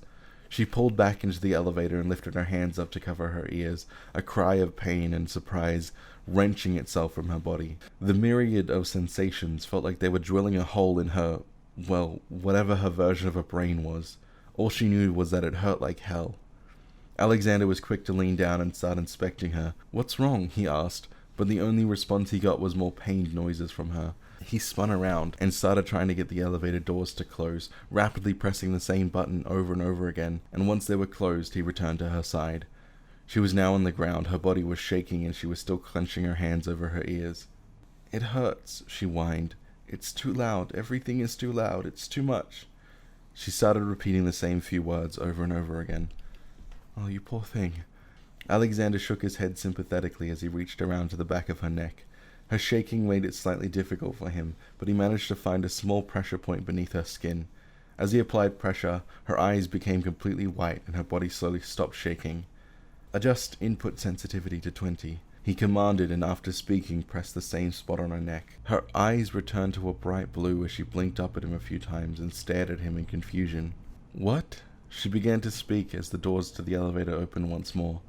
The lobby was quieter, less bright and less intrusive on her senses. "What did you do?" She pulled herself back up to her feet with his help. "I'm sorry, Eva." He started making his way out of the elevator. "We didn't think 50% would be that intense." No, what did you just do to me?" She started following him slowly, reaching around to the back of her neck to feel the area he was pressing. He paused and she could see a small amount of confusion on his face, like he was trying to think. It's a way for me to communicate with with your body. My hardware? She tilted her head. It's okay, I know I'm not human. No, Alexander sighed. You're perfectly human, Eva. We just need to sort the kinks out. Can I do it? She was being watched by the people in the lobby. Apparently crying out in pain in an elevator is a good way to draw attention, so as they walked through the large open area, she found herself pulling closer and closer to Alexander's side. Well, yes, I mean, you don't have to do it like that, you can just... Once again, he paused in the same manner as before. Think it. We'll work on it, don't worry. You'll be the master of your own body in no time. He smiled down at her. Are you trying to say that you're my master? Her eyes narrowed slightly up at him. No, He sighed and rubbed the bridge of his nose. I didn't mean... Eva giggled at his response, causing him to huff. I should have just left you in your room. Probably, she smiled up at him cheekily, but it's too late now. Eva stayed close to Alexander as they stepped outside. The warmth of the afternoon sun washed over her body as she stared up at the clear blue sky. The last time she was outside it was miserable. Winter had made its presence known with the cold air that swept through your bones and the grey clouds that loomed above. It was strange for it to suddenly be in the middle of summer, to see people walking around in light breezy clothes rather than their stocky jackets and long scarves that hid the lower half of their face. She paused in her steps, taking a moment to feel the glow of the sun and the warm breeze that rushed through her hair. Come on, Eva. Alexander spoke up after realizing she'd fallen behind. Sorry. She hopped over to him rather jubilantly. It's just nice to see the weather so clear. Oh, right. Alexander laughed and continued walking. Well, you'll have plenty of chances to see the sun. Let's not stand in the middle of the walkway, though, yeah? Right. She shook her head. Sorry, I was just caught up. It's okay. I'm just glad you're feeling better. It's not too bright, is it? No. She shook her head. It's actually rather nice. They were on the road not long after leaving the hospital, and Eva spent the majority of the ride peering out the window in quiet observation of the outside world. She felt as though she could see farther than she ever could before. She noticed the tiniest details in the most distant flowers. She could read the logos of handbags of passerbys, and she could see the insects that flew around from tree to tree, bush to bush. It was strange. She'd always been an observant person, but never before could she so quickly obtain information about every person she saw. The color of their clothes, whether their shoes were tied or untied. She could even sometimes read the time on someone's watch. The entire 20-minute ride was mostly silent. Alexander refrained from putting any music on, and every time they came to a stoplight, his eyes seemed to fixate on her, like he was studying her movements. Occasionally, when she noticed something interesting or fascinating like a rainbow-colored vape or someone's tattoo sleeve, she would make a quiet, ooh. By the time they pulled into Alexander's driveway, Eva was back to sitting quietly in her seat, staring out past the front of the car. Alexander? She asked, her voice ringing with a certain sense of curiosity. Yes, Eva. He responded as he removed his seatbelt. I'm not sure how to ask this. She looked down at her lap, her fingers interlaced as she twiddled her thumbs. But she paused before shaking her head and smiling. Never mind. Okay then. Alexander got out of the car and Eva followed suit, her eyes scanning over the rather large house in front of her. It was 2 stories tall, built on a large piece of land in what seemed to be a rather nice neighborhood. The house itself was a soft cream color, and the front garden was full of lush, neatly kept bushes with a few small groups of flowers. Alexander moved over to unlock the large wooden door, and as they made their way inside, Eva took notice to the fact that the house was extremely well kept. There were paintings hung along the walls, small bits of decor that filled the house, and stylistic furniture that made the house feel lived in. Eva made her way into the hallway as Alexander put his keys away in a small bowl that rested on the table in the entrance of the house. She saw that he became preoccupied by a small stack of envelopes that sat on the same table, giving her ample time to give herself a tour. It was a lovely home. The living room housed an absolutely massive TV, as well as a long L-shaped couch that looked more comfortable than any bed Eva had ever slept in. There were throw pillows which sat neatly along the cushions, speakers which lined the corners of the rooms, and large blackout blinds that sat on the edges of the living room window. The kitchen was adjacent. The stainless steel countertops were completely clean, dishes neatly stacked away on a drying rack. There were utensils of all kinds which hung above the island that sat in the center of the room. It reminded her of the restaurant, and as she looked around the kitchen, she couldn't help but feel a certain sense of guilt wash over her. She took a deep breath, sighed, and continued towards the hallway and into what she could only presume to be Alexander's study. Books lined the walls. Most of them seemed academic. They were thick and had boring titles like Engineering, How to Make It Work. But she couldn't help but notice a small section dedicated to non-fiction, with titles like The Elves of Ardale and The Listening Forest. She knew that they had to be some kind of fantasy, so she smiled and took a mental note to ensure that she would read them all at a later date. Besides the myriad of books in the room, Eva also noticed the framed awards that hung on the walls above the elegant wooden desk that was nestled in the corner of the room. They all seemed to be addressed to Alexander, but before she could get a better look, she heard his voice ringing out from behind her. "Snooping around, are we?" He laughed and she shook her head. "No, well, yes, but I was just having a look." "It's okay." He smiled.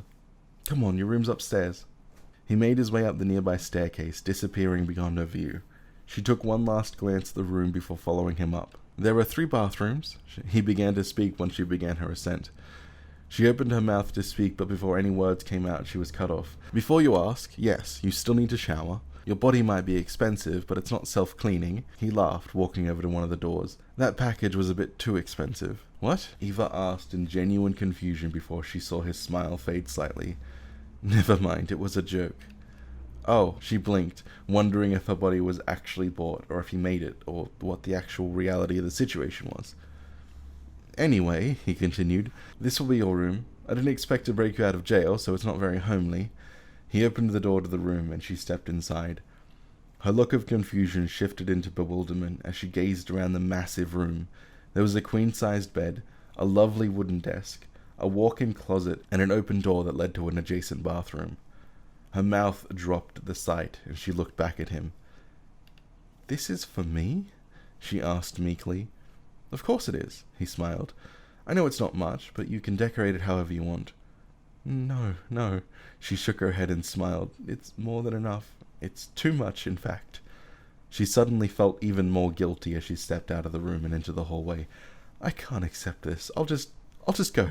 "Go where?" He squinted suspiciously at her. She froze up, unsure of what to say. I'll just take care of myself," she nodded half-heartedly. "Oh, please." He laughed. "You're staying here, don't be silly." "No, seriously, She trailed off in thought before speaking again. I don't deserve this." "What are you talking about?" He laughed. "Of course you do." "No!" She shook her head. She could feel tears rising up, but she refused to cry again. She'd spent too long crying lately. "No, you've already done so much. I can't possibly..." "All right, then." Alexander crossed his arms and looked down at her. "I'll make you a deal." "What?" She looked back up at him. Her chest had started rising and falling rather quickly, but as she saw the stern look in his eyes, it calmed her in some strange way. "I said I'll make you a deal. I'll let you stay here, free of charge, and in exchange, you behave and cooperate with the tests I need to conduct with you, okay?" He uncrossed his arms and outstretched his hand towards her for a handshake. She thought on it for a moment. She knew he was just being nice, that he was only offering this deal as a means to alleviate some of her guilt. But the thought was so kind and considerate that she couldn't help but feel obligated to accept. "Okay." She took his hand and shook it. "Deal." "Good," he smiled, shaking her hand in return before letting go. "You get yourself settled in. Feel free to use anything in the house." He made his way back down the stairs, and she simply nodded in response before making her way back into the large bedroom.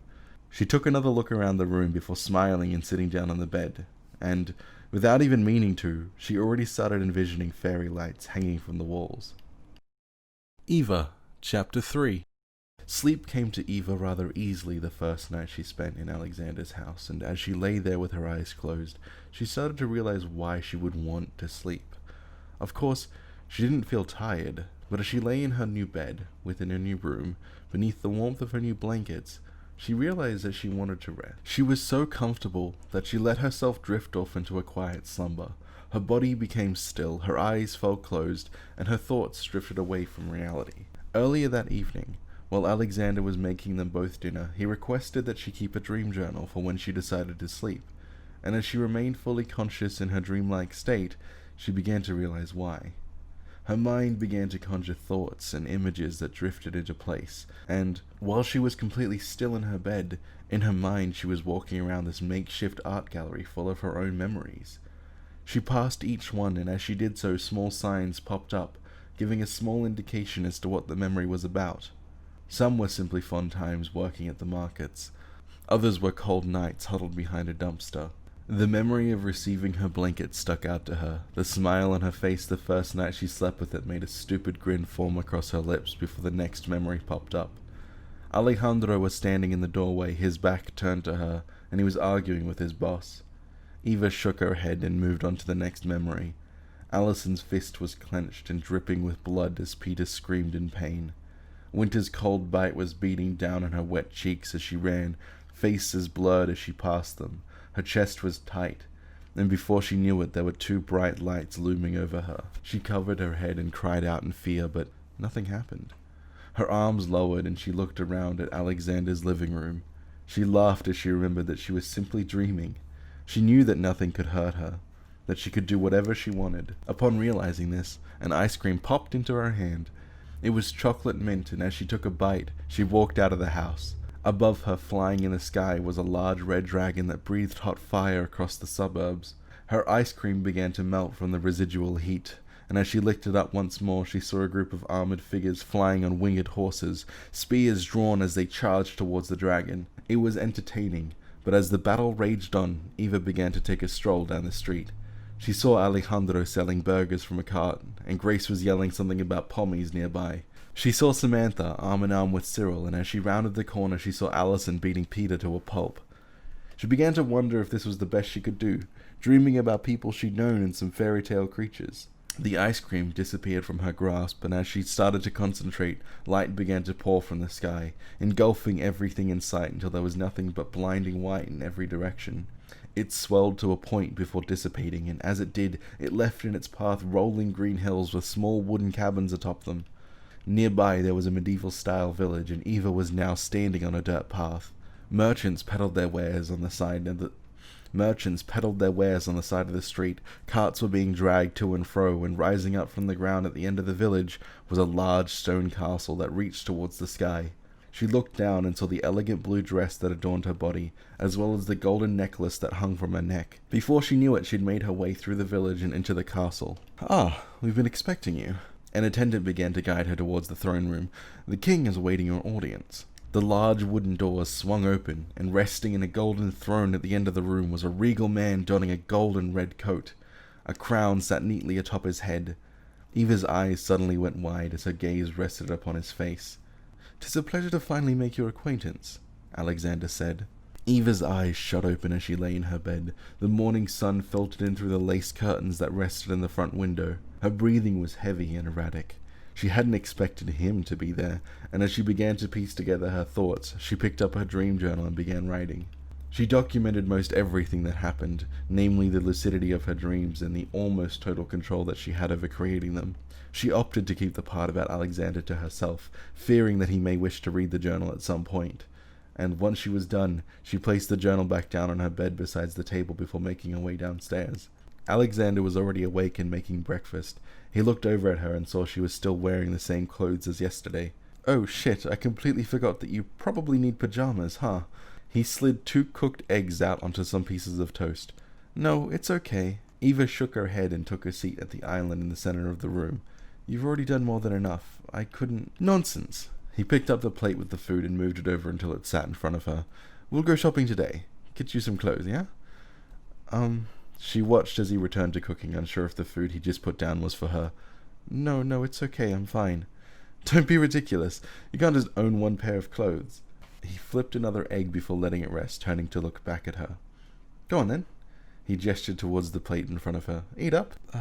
Are you sure?" She began to speak, but he instantly cut her off. "Yes, I'm sure. Shut up and eat, gosh." He laughed and shook his head before continuing to tend to the food that he was preparing. "So, how did you sleep? Did you sleep at all?" "Well..." She began to feel slightly embarrassed and took a bite of the toast to avoid having to answer immediately. She was hoping that he would drop the subject, but she soon realized that wasn't going to happen. "Yes, I did. It was... strange." "Strange?" He glanced back at her before flipping over one of the eggs. "Strange how?" "It was like... I was in control of everything. Well, not at first. At first it was just memories, like an art gallery. As she ate, she began to explain to him her dreams, splicing out the part towards the end, and while she was talking, he finished making himself breakfast and disappeared for a moment to grab a notepad and pen. He was writing something down, almost as if he was documenting everything she was saying. Interesting, he finally spoke up, taking a bite out of his breakfast. So you experienced full lucidity. I suppose that makes sense? What does? She tilted her head. Well, it would make sense for your mind to still be completely active. We just weren't sure how that might affect your sleep. But it sounds like it just makes them super cool. He laughed. I suppose you're right. She let out a soft giggle. It was pretty cool. Breakfast was delicious, and as she ate, she couldn't help but wonder why the food was so good. Sure, it tasted nice, but there was another element to it. It was almost as if for a moment, as she talked over a nice hot meal, that she felt normal. The cold reality that she didn't need the food began to be offset by the fact that she was simply enjoying it, that she liked eating, that the simple act of enjoying a meal brought about a feeling of comfort inside her. She started smiling as she ate, and once she realized she was staring down at her plate with a goofy grin on her face, she began to consider how much she'd been feeling things in the past day. Sadness, confusion, excitement, anxiety, happiness. It had been an insane roller coaster of emotions since she woke, and that in and of itself was quite startling. Before the accident, she never really experienced such intense feelings. She was complacent, but it was hard to say if she was happy. She enjoyed working at the market, but she wasn't exactly excited about it. She sometimes felt lonely, and she was never really sad. Now it felt like she was experiencing one of those emotions every other hour. Excited that she can live in a normal home, but terribly sad that she's no longer a normal person. She's happy that she gets a second chance at life, but terrified at what the future might hold. Even if she ran away, even if she tried to go back to her old life, living in her worn-down room inside a warehouse, even if she went back to being an observer, sitting lonely on a park bench while she watched people enjoy their lives, that wouldn't be fair to Alexander. She looked up from her plate to watch him, her large blue eyes scanning over his every movement. She could tell he was holding back his excitement, that he wanted to study her and observe her and run a million tests on her. But he was acting normal, kind. He was being patient, even though she was, for all intents and purposes, a project for him to work on. That alone was a confusing mess. She didn't want to consider that his kindness was only a pretense, and that he was just waiting to study her and then toss her away like an old toy. She shook her head as he finally noticed her staring at him and returned to look at the nigh empty plate of food. She wanted to believe he was better than that, even if she barely knew him. She got up once she was done and cleaned her plate, resting it on the drying rack before shuffling quietly out of the kitchen and into the living room. She sat on the couch for a while, quietly watching whatever was on TV because she felt too intimidated by the complicated-looking remote to try and find something that she actually enjoyed. It seemed to be mostly news and infomercials, which garnered no interest from her, leaving her to sit quietly and daydream until Alexander came in. "Alright, you ready?" he asked, pulling a tie on around his neck. He was dressed for work, it seemed, black slacks and a white t-shirt with a tie. She had seen him wearing something similar the day before, but didn't think much of it. She nodded, unsure as to what he was exactly talking about. "Sweet, well, I have no idea what kind of clothes you like, so I guess we can just play it by ear." He laughed and moved into the hallway to grab his keys. Eva turned off the TV and hopped to her feet. She was already mostly dressed, besides the fact that she needed to put her shoes on. "Okay," she smiled softly, moving past him to get to the shoe rack. "I'm not exactly sure either. I've never really gone shopping." "Really?" Alexander patted his pockets to make sure he had everything he needed. "How did you get clothes then?" "Oh, please." She shook her head, pulling her shoes on and tying them. "You seem smart. You've already figured out that I was homeless." "Well, I didn't want to assume." He looked utterly guilty. "Charity drives, mostly." She shrugged and straightened herself up. "Hand-me-downs, old clothes, stuff like that." "I see." He opened the door, waited for her to step outside, and then locked it behind him. "How did you even sustain yourself? Soup kitchens? Shelters?" "No." She began to feel embarrassed, rushing ahead of him to get to the car in order to buy herself some time to think of a response. She started thinking about the market, about Allison and Grace, and she sighed. "I helped out at a farmer's market. They gave me food as thanks." I see." She could tell that Alexander wanted to press her further, but he shifted the subject instead. "Well, off to the mall then?" He unlocked the car, sat down in the driver's seat, and strapped himself in. Eva was quick to do the same on her side, and as they pulled out of the driveway, she spoke up once more. "I don't usually go to malls." She shifted in her seat. "Why's that?" Alexander blurted out before his eyes widened in the sudden realization that he'd just asked a previously homeless person why they never went to the mall. Not much of a people person, she responded after noticing the look of panic, a smile on her face. Ah, makes sense. Alexander looked embarrassed but relieved. He even seemed thankful for her response, but Eva could tell that he continued to silently kick himself for asking such a ridiculous question. It didn't take them long to arrive at the mall, and Eva spent most of the ride intently staring out the window at the people they passed. Once they were inside the incredibly large building, surrounded by a sea of unfamiliar faces, Eva couldn't help but begin to feel anxious. She shuffled closer to Alexander and grew increasingly quiet as he started guiding her through the building. Her eyes began to dart around as they walked, and she couldn't help but pick up the minute details about the people that she was passing. Overhearing conversations and curiously observing everyone's body language. She was eventually distracted by Alexander guiding her into a clothing store. Rows upon rows of clothes of all kinds were on display. Mannequins were posing like regular fashionistas, and attendants were wandering around, restocking or talking to the few customers that were making their way through the store. So, Alexander scratched the back of his head as he stopped in front of the women's section. What kind of stuff do you like? Eva stared blankly up at him, blinking a few times before shrugging. I have no idea. Oh, well, I was hoping you would. He trailed off as one of the workers walked up to them.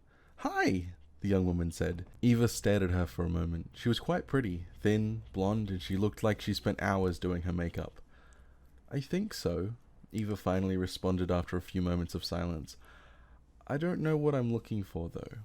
That's okay. The woman smiled jubilantly and started talking borderline gibberish about the clothes hanging in front of them. And as she was talking, Eva noticed Alexander pretending to be interested in some clothes a few racks away. Once he got far enough from Eva and the attendant, he made his way to some nearby chairs and took a seat. His lack of enthusiasm about something that he suggested confused her. But before she could decide whether or not she thought it was funny, or if it annoyed her, she heard the woman ask, So what do you think? Eva replied, shifting in spot. Something like this? She indicated to her current clothes, much to the woman's disappointment. Oh, sweetie. She shook her head and started pulling clothes off the rack. You are far too pretty to be in those simple clothes. Oh, Eva shrugged. I don't know if... Let's try some stuff on. The woman cut her off. If you don't like it, we can find some clothes that fit your current style. She smiled and started arranging the clothes that she was holding into multiple outfits. Well, Eva thought about it for a moment. She couldn't really see it being a bad thing to at least try. Plus, she did quite like the look of that cute black top the woman was holding. Okay, fine, she nodded. But if I don't like it... You will! The woman cut her off again. Come on. Eva started getting pulled along towards the dressing room. I'm Jane, by the way. Eva could feel Jane's fingers gently rubbing her skin. You have such soft skin, the woman exclaimed, cutting herself off. Eva just chuckled uncomfortably before making her way into the dressing room.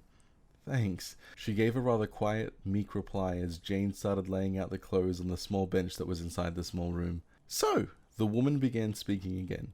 This one, she pointed to a rather small tank top and knee-length skirt, is like, you know, a cute little summer outfit with that breezy top and the skirt, perfect for going to the beach or whatever. She giggled and pointed to the next one, a long, thin white dress that looked like it would go down to about Eva's ankles. This is super cute, perfect for just going out. You can just throw it on and look fab, okay? Eva nodded as they moved to the next outfit, which was already Eva's favorite. A black tank top matched with a lacy thin jacket and a pair of simple denim jeans. For when you want a more casual look, but you still want to look bombin'. This jacket is super sexy. I think you could pull the look off, girl. Just saying. Finally, the last outfit was a bit more Eva's speed. It was plain and simple, with a blue short-sleeve top that came down to cover only half her abdomen, and a pair of denim jean shorts to finish it off. Something for just everyday wear, you know? Like, hey, look at me, I'm super chill, but I'm still like a beast, you know? Eva didn't know, but she nodded anyway. The enthusiasm of the woman was enough on its own to make her excited to try the clothes on, and as they spent the majority of the next 2 hours in the store trying on different outfits and settling into a specific style, Eva grew increasingly more and more comfortable. At first she didn't really speak much. She was quiet and withdrawn, mostly just nodding along with whatever Jane suggested, but as they continued picking out outfits, Eva slowly started becoming more vocal, requesting to try specific designs, pieces of clothing, asking questions. She started to realize that she was becoming genuinely interested, that the more that she talked about it and the more that she tried things on, the more she found herself enjoying the mere act of testing things out. Under the magnificent guidance of Jane and a few hours of intense shopping, they finally settled on an appropriate wardrobe. With mostly light colors and comfortable clothes that still leaned towards the stylish side, Eva felt confident that she was going to enjoy her new outfits. As Jane took the outfits they both approved of and started ringing them up on the till, Eva began to notice that Alexander was no longer in the store. The logical part of her realized quickly that he most likely got bored and wandered off to do something else, but the emotional, anxious, guilt-ridden side of her quickly began overpowering her rationality, and she had to lean on the counter in front of Jane to stop herself from collapsing in panic.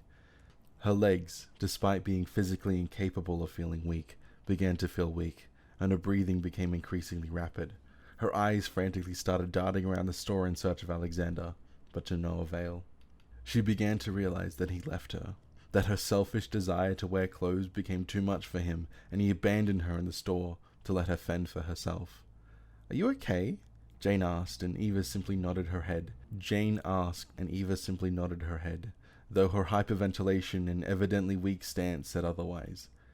Eva was alone once again.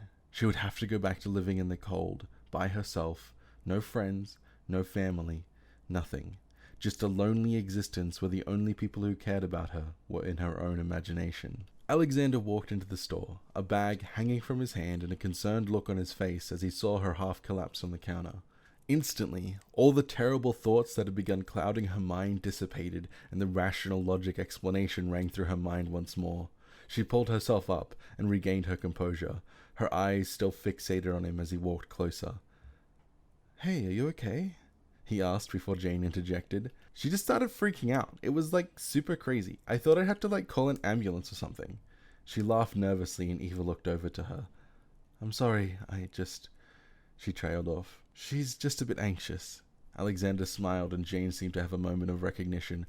Yeah, my cousin has anxiety and she's super uncomfortable in public. I totally get it, but you seemed so fine." She looked over at Eva. "You were all bumping with excitement. It was totes adorable, not gonna lie." She giggled and continued to ring up the clothes. Yeah. Eva laughed somewhat embarrassedly before her eyes suddenly shot wide open when she saw the cost of the clothes raising higher and higher. "That will be $485. Jane smiled, looking at Eva before shifting her focus to Alexander as he pulled out his wallet. "No!" Eva shook her head. "That's too much. I don't need all of it. I don't need any of it." She reached up to try and pull Alexander's hand down. Too late. Alexander laughed at her failed attempt to stop him, handing over his credit card to Jane. "You're not going to make me wait around for 3 hours for nothing." "I won't wear it then." She pouted and folded her arms over her chest. "Oh, sweetie." Jane took the card and proceeded with the payment. "That'll just be a waste of good clothes." "Exactly," Alexander agreed. "Consider it a birthday present." "You don't even know when my birthday is." Eva let out an audible huff as the transaction completed, and Alexander started picking up the bags of clothes. "Thank you very much." Alexander smiled at Jane. "My pleasure," Jane responded, the both of them seeming to ignore Eva's formal act of protest. "You have a good day now." Alexander started making his way out of the store, and at first Eva didn't move. She stood in defiance to them being nice to her before realizing that he was calling her bluff and leaving without her. She quickly panicked and looked at Jane. "Thank you so much for your help. You were really great. Thank you." She stammered out before rushing to catch up with Alexander, who was sauntering his way through the mall.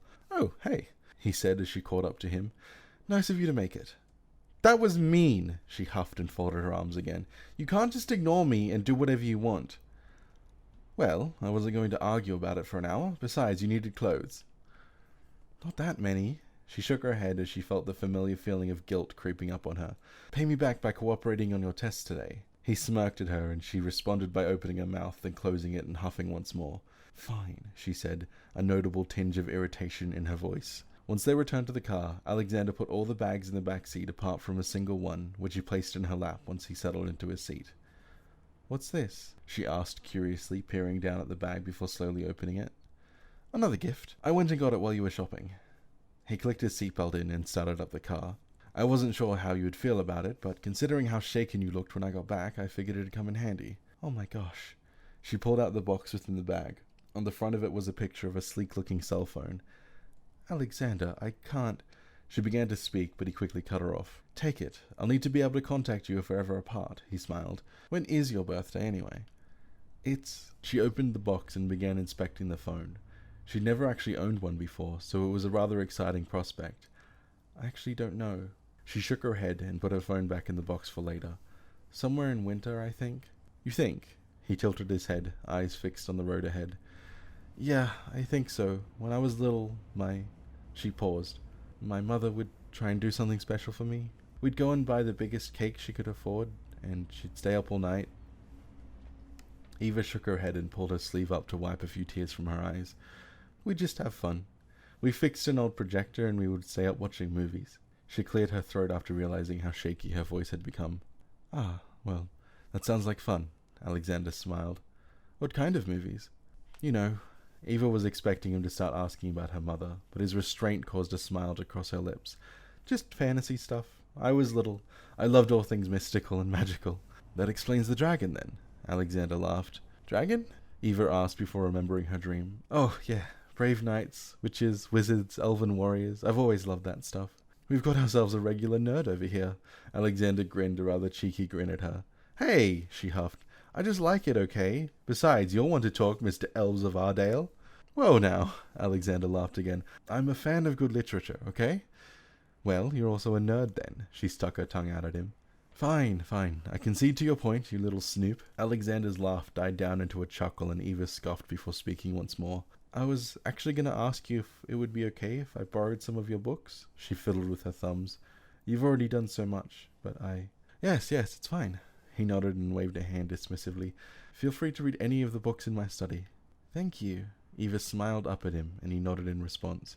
The rest of the car ride was relatively uneventful, and it wasn't long before they were home. Alexander told her she only had an hour to sort her clothes into her wardrobe before she had to get ready to leave for the hospital, so in response, she tried her best to comply. She rushed upstairs to organize her clothes, and once that was done, she spent the rest of the time setting up her new phone.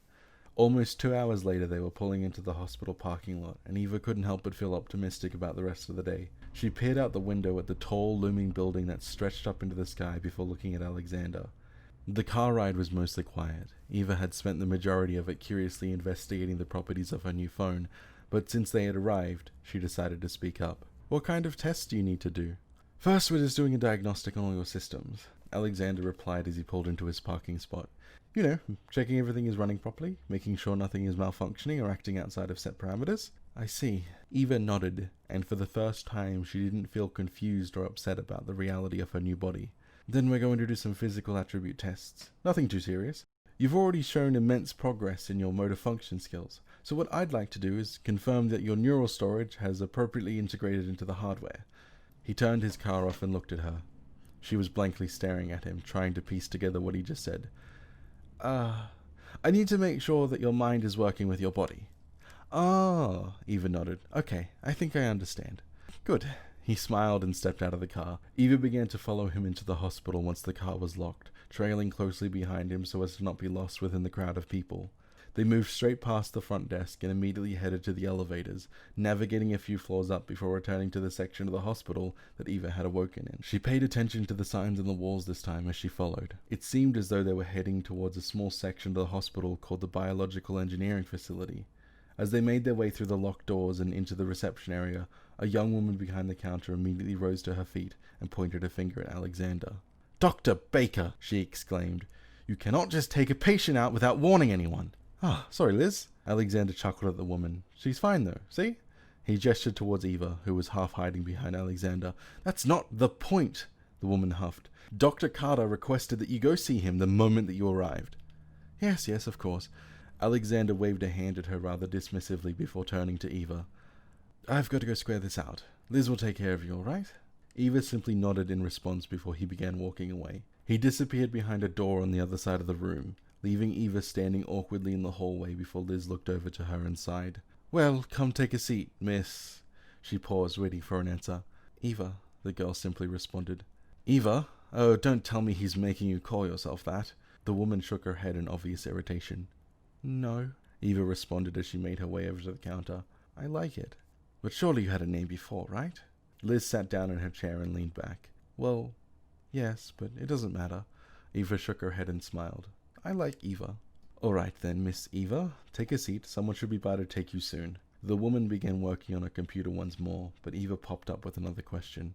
Where did Alexander go? She asked, peering over the counter at the woman. Dr. Baker is currently being chewed out, I imagine. The woman let out an annoyed sigh. Why? Eva tilted her head. Because he wasn't supposed to discharge you, and yet he decided to go ahead and do it anyway. Only he made it worse by not telling anyone. She grit her teeth. He just walked out. Then I caught the flack for it because of what he did. So now I have a mountain of paperwork to sort through, and he only gave me his half-assed apology. She began fiddling with a pen as she spoke, but by the time she was finished her sentence, she threw it onto the desk. So now he's in trouble with this Carter guy? Eva asked, trying to ignore the woman's irritated state. Dr. Carter. Not that he can do much about it. Dr. Carter is Dr. Baker's second hand. He might go to the board if Dr. Baker pisses him off more. Oh, Eva slunk back. Thanks for answering me. She sunk down into one of the chairs in the room. They were quite comfortable, but Eva was more focused on the sudden feeling of guilt that began to weigh her down. It would be just her luck to ruin yet another person's life just by existing, and so as she sat there, lamenting the thought, she pulled her knees up to her chest and buried her face between them, sighing heavily.